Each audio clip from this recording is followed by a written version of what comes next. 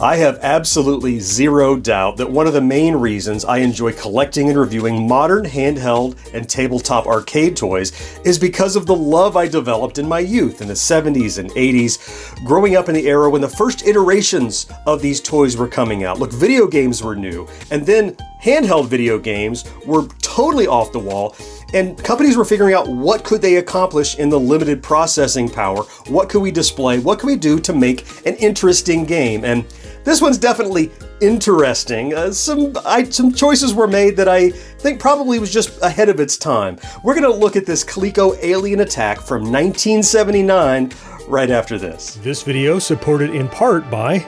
Playing VR, I tend to sweat. It gives me an edge. So King of Nerds happens to give me an edge too. Let King of Nerds give you the edge. Bye, King of Nerds.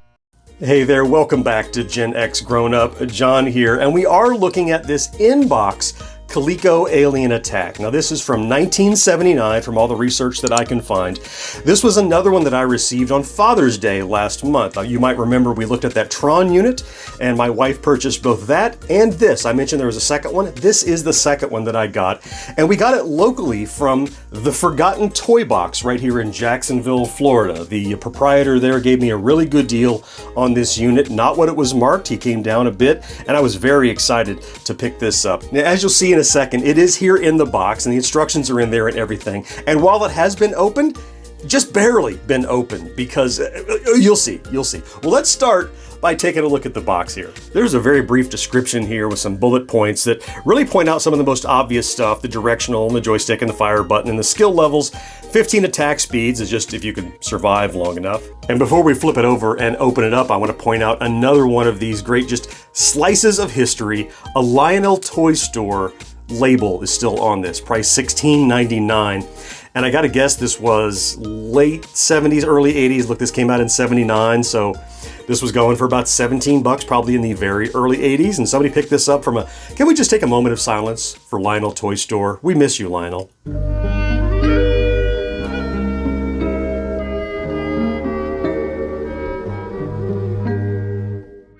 Around here on the back, we have a little more verbose description of what's going to happen in the game. And then we have this panel that shows you how to play, kind of a primer on what you're going to do. And while this is all factually accurate, and it talks about using the control and the movement button and shoot the aliens and yada, yada, yada, but this is the thing that jumps out at me now that I know how the game is played. Use the direction control and the movement button to move your defense ship.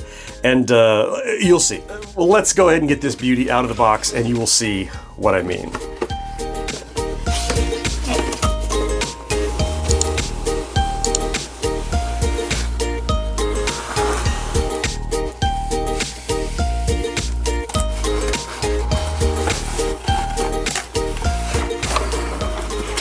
Here are the contents of that Alien Attack box. Of course, we have the unit, big bold Coleco logo across the top here. We're going to dig into the unit. Let's real quickly look at these vintage instructions though. The first thing that leaps out at me down here on the bottom of the manual, it says 1981. Now in my reading, Alien Attack started coming out in 79, but maybe they iterated on it. This may be a slightly later model based on that. This particular set of instructions has a little, looks like, I thought it was a burn, but I think it's just water damage up there.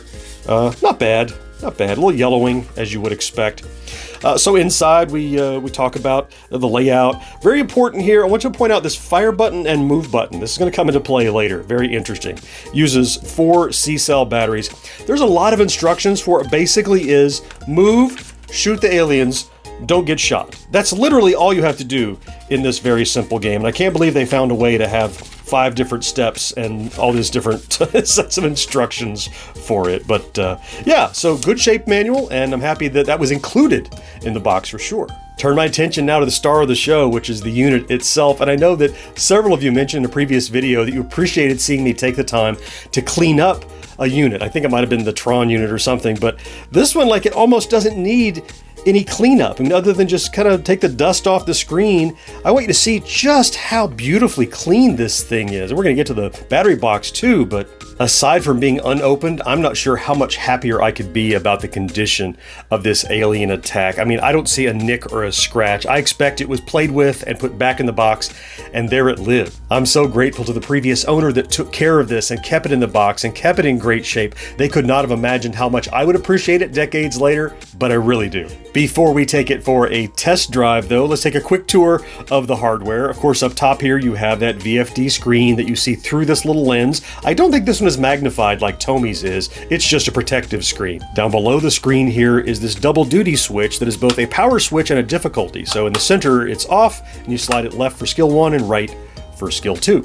And then below that are these controls, which consist of this 4-way little nub joystick, a fire button, and interestingly, a move button. It's a weird decision. Again, we're going to talk about it in a second when we play it. The buttons themselves are fine. They're not terribly responsive, but they get the job done. And they're really bright and kind of candy colored, which I always like in my vintage electronics. Flipping it over then on its face, on the bottom we have this downward firing speaker, 4 little rubbery feet to keep from slipping around on the table that I think Tommy didn't even include, which is nice. Again, they have the kind of Cliff's Notes instructions on the battery box. And speaking of the battery box, pretty darn clean. Not exactly perfect, but in really good condition. There's no corrosion or anything, just like a little hint of some rust in the corner here. And oh, I love the sound of these springs. They just sound great. Yeah, let's throw some batteries in here.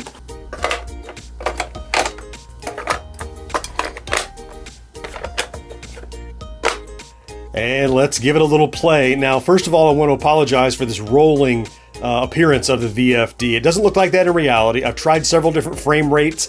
It's not so bad when we zoom in, you'll see in a second. But for now, I want to show you what it looks like to play so you can see my hands and the controller. Because what they should have done here, we're finally getting to this really is a dual stick shooter. You need to move and shoot. And we've learned in later games that have a single stick, like on Atari, well, if you don't push a button, you're moving. If you hold down the fire button, you shoot. Instead, the joystick does nothing unless you're holding down a button. Hold down move to move with the stick, hold down fire to fire with the stick, or the stick does absolutely zilch. So let's give it a try and I'll show you what I mean. So I'm a little guy, a little blue guy there, green, whatever color he is. So I'm gonna move down here to shoot these guys. Their bullets are coming. So if I see bullets on the way, but to move, I gotta hold down move. Okay, here comes a bad guy. But as you can see, if I just move the stick, nothing happens. It's just odd. Oh, and I got hit. It just really takes away from your reaction time. You got to think about which button to push all the time because you can't just move, which is kind of what later we learned to do. Okay, now zoomed in, this should be a little less flickery. I just want to be able to show you the gameplay. So we'll start another game. So I'm that little green guy, as I mentioned. Here come the aliens. You're keeping an eye out for... You want to see those like clusters of bullets coming your way. And it's pretty easy to just kind of hide around the corner and wait. Oh! And make sure you're out of the way before a bullet gets to you. And the game pauses when you shoot an alien, so at least you have that opportunity to kind of think about what to do next. Whoa! Out of the way. There we go. Whoa, get out of the way. Run. There we go. Which way is he gonna go? Got him. So it's not like crazy hard, but you gotta think all the time. If you stop thinking about pushing the move button, you're gonna want to move and you're gonna realize you're not moving.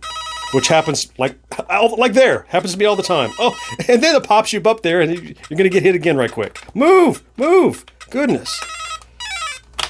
Alright, I'm gonna try skill 2 and see what they're doing to me. Maybe it just starts on a harder level. Yeah, I think it just starts faster. That's how it feels. Oh, get out of the way. This guy's gonna come around the corner and need to get shot. Where's he at? Got him. Run! Ooh, I got shot.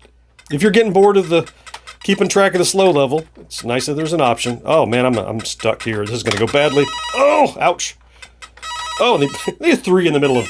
Okay, skill 2, not for me. After playing this for a while, I think I understand maybe why it lived its whole life in the box. I think once you've played it 2 or 3 times, it doesn't have much more to offer.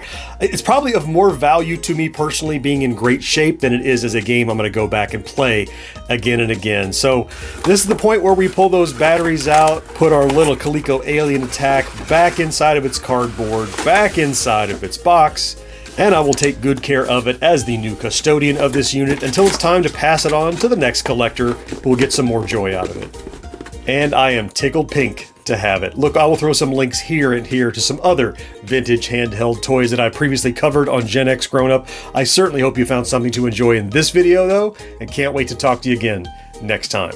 Bye-bye.